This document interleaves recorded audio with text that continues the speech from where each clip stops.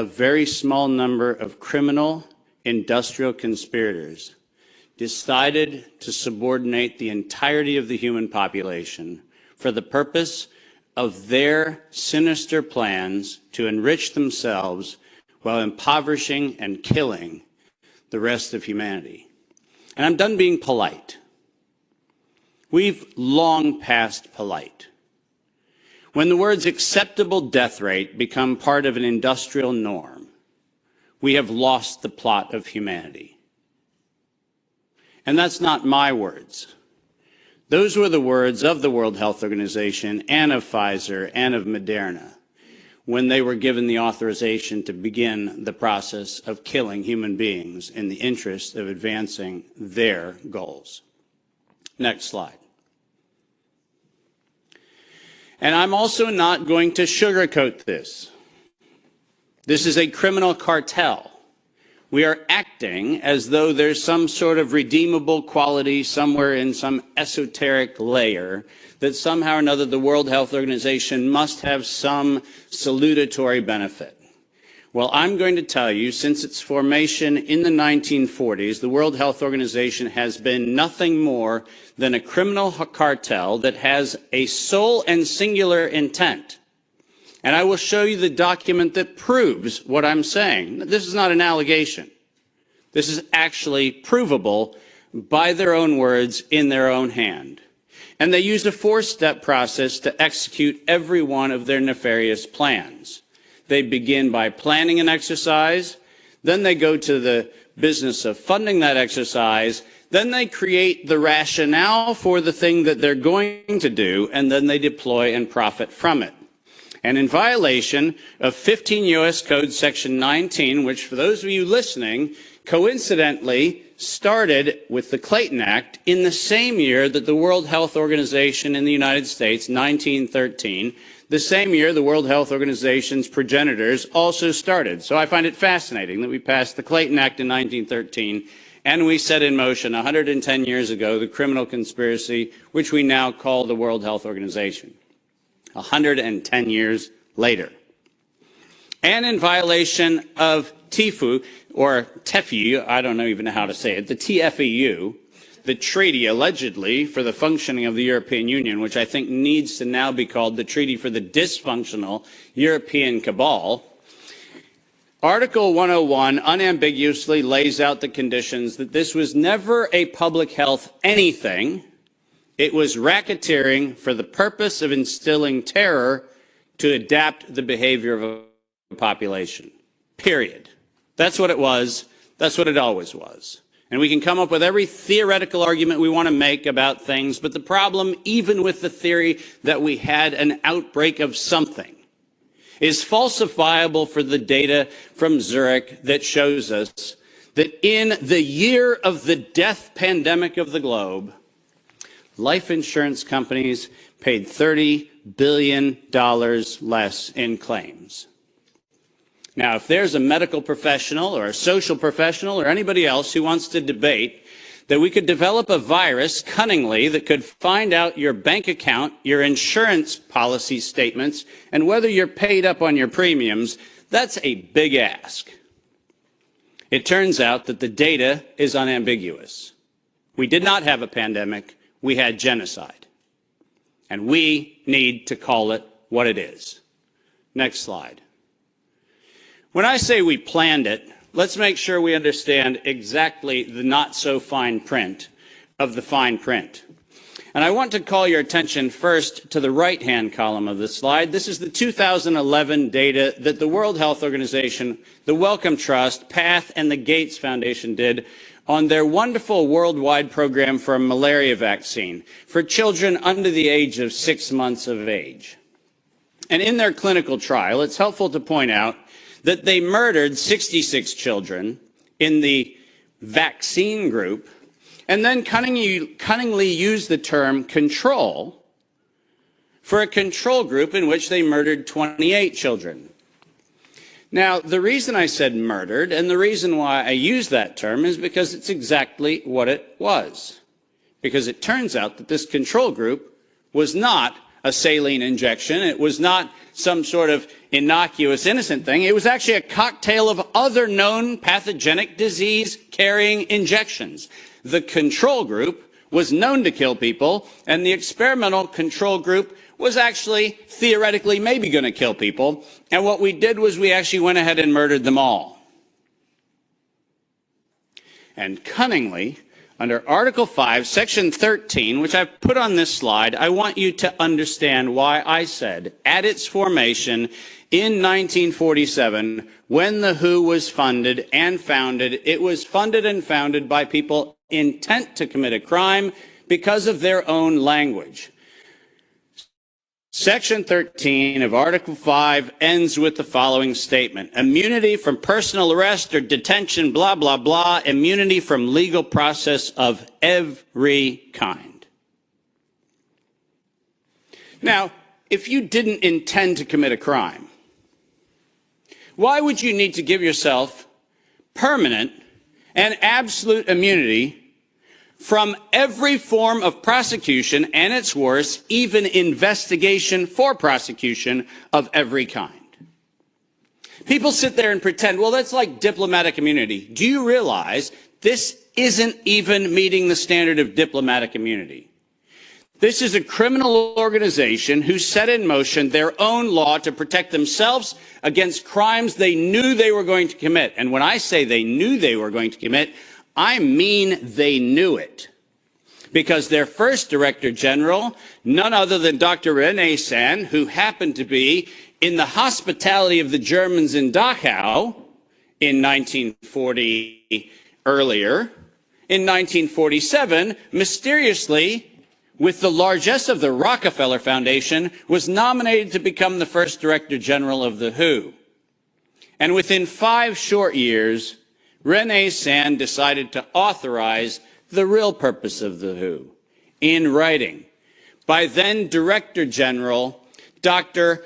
Brock Chisholm, who advocated for population control as its primary objective. Does that sound like public health to anyone in this room? This is not public health. This is the advancement of the same genocidal program that began with the Carnegie Foundation's funding of the eugenics office at Cold Spring Labs in the United States in 1913 under the philanthropy of Andrew Carnegie. People, stop fooling yourself. We debate the leaves on the tree of what we call this pandemic thing, but we're not going to the root. This was an organized crime, racketeering entity set up to give itself first absolute immunity and then execute its plans to make sure it controls who lives, who dies, and who gets any chance at life. And if you think that I am somehow inflating numbers, let me be unambiguous. Under every treatment of tax provision, if I were to tell you that there is an 88% controlling interest of any organization, you might conclude that that actually aggregates into a controlling interest. And it turns out that if we look at the foundation donations to the World Health Organization, 88% of those come from a single organization, the Gates Foundation. That constitutes a violation of every competitivist law in Europe and every competitivist law in the United States. This is absolutely not only not an independent, charitably funded donation, but more importantly, under the tax laws on both sides of the Atlantic, this constitutes directed donations which specifically are forbidden and do not have any place anywhere in the Charter of the World Health Organization or any of the UN-affiliated organizations. When I say this is a crime, I mean it's a tax crime, a racketeering crime, a money laundering crime, and now the crime of racketeering leading to murder and global terrorism. Next slide. I told you that the second thing after they plan it is they fund it. And why don't we use the criminals' language in their own words, because it's the best way to say it. When they actually planned the release of the use of a biologically modified chimera associated with the model derived from coronavirus, they actually said the following: to sustain the funding base beyond the crisis, we need to increase the public understanding for the needful medical countermeasures, such as a pan-influenza or pan-coronavirus vaccine. Now, let me pause for just one moment and remind you that the crisis that they were speaking of was a crisis of diminishing funding. There was no health crisis. This was a crisis of their coffers were starting to run dry. That's the crisis. And let's read on. A key driver is the media, and the economics will follow the hype. We need to use that hype to our advantage to get to the real issues. Investors will respond if they see profit at the end of the process. That is officially the statement made by the conspiratorial cabal that by that time was the decade of vaccines put in motion in 2011 by the Global Preparedness Monitoring Board of the World Health Organization, and it was the funding base for Peter Daszak's partnership with the chimeric production of pathogens both in North Carolina and in Wuhan. So don't tell me that we have to do an investigation into where this came from. The criminals have admitted to it in their own words. Next slide. And now we get the fun one that no one in Congress is willing to address, which is the elephant in the room. On October the 21st, 2014, despite the multiple conversations between Senator Rand Paul and Anthony Fauci, where we've been told that Rand Paul has done everything he can to put Fauci on the ropes, he has had in his possession the letter that you see on the left. And it is the letter, conveniently on NIAID letterhead, sent to the University of North Carolina, Chapel Hill, which unambiguously states that during the gain-of-function moratorium, which, by the way, if we use the word moratorium, feels like that means you're supposed to stop. Why don't we go ahead and look at two pieces of this letter. First, the second bullet under Project One, which, by the way, was not part of the original grant. This was to look at the novel functions of the virus pathogenesis in vivo. You know what that means? In living systems. The grant was supposed to be clinical simulations and models, but this grant was modified with this letter to say we were going to authorize gain-of-function research during the moratorium in living systems. And then we love the last paragraph of this letter, which conveniently says, as your grant is currently funded, this pause is voluntary. How many times have you met a voluntary moratorium? And the best part about it is that if we look at the very last line, or continue to conduct the applicable gain-of-function research until the end of the currently active budget period. But here comes the problem. You know who is supplying the budget? An indefinite term, unlimited amount contract from DARPA and from NIH. Isn't it convenient to have a perpetually funded project that needs to stop when the money runs out, when you find out that there is no point where the money runs out because there is no end to the thing that has no end? Unless you think that I'm making an allegation, which I'm not, I'm making an accusation. Let's be clear. And there's a big difference. I'm not alleging anything. They actually went to the trouble of telling us that it was going to be the Wuhan virus that was going to get us. As you see on the right-hand side of the screen, published in 2016, March 14th of 2016, the SARS-like Wuhan Institute of Virology Virus 1, and I quote, is poised for human emergence. Does that sound like we're just surprised that something in Wuhan went a little haywire in December of 2019? Or does it feel like we were told, look at Wuhan, and look at coronavirus, and look at what we've been doing to manipulate coronavirus in Wuhan and at the University of North Carolina, Chapel Hill, and lo and behold, we're going to go ahead and tell you that we're ready to release it in 2016. Next slide. We're almost done. And then they created it. Now, all of you know that I am criticized globally for my use of the term biological warfare. I do that because I am credentialed to do that. I happen to be, for the United States government, in the early part of the 2000s and the latter part of the 90s, a person who was sent around the world to look at the proliferation of biological and chemical weapons. I'm acutely familiar with the definition of what a biological warfare agent is in the 18 U.S. Code, the criminal code of violations of biological and chemical weapons.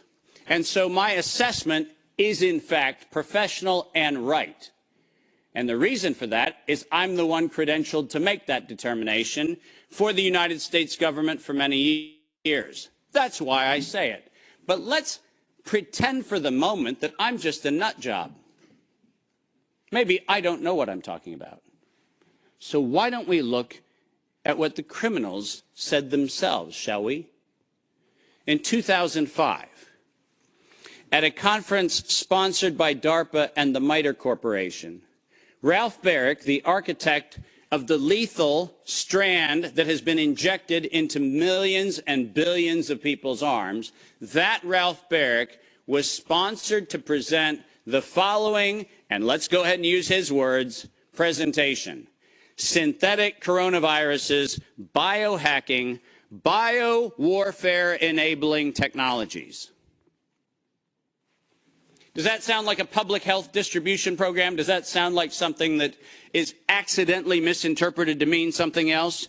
Or does biological warfare enabling technologies sound like not countermeasures or pandemic preparedness? It sounds to me like biological warfare enabling technologies. And the reason why I have that hunch is what followed was he received, next to his NIAID grants, non-competitive DARPA grants in matching funds for over $140 million of aggregate funding going into his and his related programs on synthetic biological warfare enabling technologies. So do I have a problem calling the injection a biological warfare enabling technology? Absolutely not, because that's what they called it. And we know that they knew they called it that on September 18th, 2019. Because on September 18th, 2019, the racketeering, co-conspiring cabal of interlocking directorates, also known as the World Health Organization, said that they were going to conduct an experience for the world that was going to be a rapidly spreading pandemic due to a lethal respiratory pathogen. The lethality in that statement is the problem. They didn't say we're going to maybe get a little bit of sniffles going around. They said we were going to actually have the promulgation of a deadly agent. And the stated reason, in September 2020, the progress indicator is that the world would accept a universal vaccine. Not, we'll look at other options of treatment. Not, we'll have a look at what might be early intervention, as Dr. McCullough has so clearly advocated for in many, many, many instances. Not that. We stated on September 18th, 2019, we were intending to kill. And we were intending to kill to create the fear that would drive people to accept something that without coercion, no one would have accepted. And that's published by the criminal racketeers. Next slide, and there's only 2 to go if you're following. Deploy and profit from it. We were told investors will respond if they see profit at the end of the process, and lo and behold, guess what they saw? Profit at the end of the process. 2022, $100 billion for Pfizer of public funds. Moderna, after lying to the Congress in October of 2020 when they were asked to actually verify whether NIAID was promoting an injection that would enrich NIAID, where Anthony Fauci and the entire team at NIH said that they had no financial interest in their recommendation, They receive a back payment royalty of $400 million for the first payment of the royalty. $400 million. More than any Institute of Health has ever received in a single payment for a single invention in the history of American medical research. And lo and behold, what do we receive after that? A request from the World Health Organization to expand its budget by 11% to make sure that the people who profited from it donate to it. And guess what they just did? They laundered the money right back. That's what they did. Next, and now you get the final slide. This is not a public health crime. This is actually not a constitutional crime.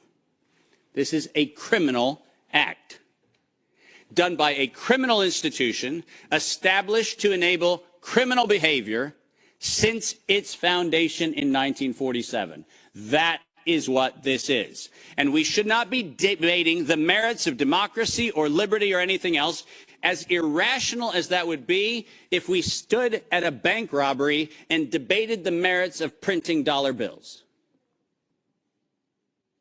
The problem is not the dollar bills, it's the bank robber. And the problem here is not health, and it's not public health, and it's not the suppression of information and the suppression of dissident views and the absolute unconscionable treatment of physicians around the world and academicians around the world who spoke out against this. That's not the crime. The crime is that we had criminal racketeers who conspired and developed a, quote, emergency.